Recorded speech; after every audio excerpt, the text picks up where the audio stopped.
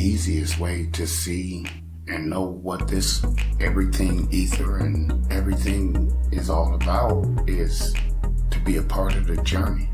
Alright, tonight I just want to sit back and just relax a little bit and take some things into consideration, the next steps. I'm really trying to build a great source for research in the future. I want people to be able to come here and count on different subjects to research. I want it to be as clear as possible in the long run. This will be taken very seriously because it'll be in the data that's collected much later in the future, making a part of history of the actual new change and upgrade. That's what's happening with the creation of a world currency. The world has to be connected, so that's being done on different levels, and all the levels matter. There's a whole revolution that has to flip to call a boom. We're waiting on different things.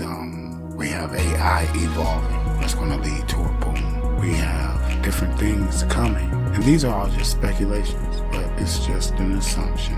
It's not legal advice or anything like that. It's just an assumption. This is just what I be thinking, personal. This is just what I think personally. There's going to be an entire technology boom all at once, and the cryptocurrencies will more than likely be the last of that. When we see our tech companies starting to grow and prosper and lock in positions, that's when we're like, okay, the best way to know what everything ether is really all about is to just be a part of the journey.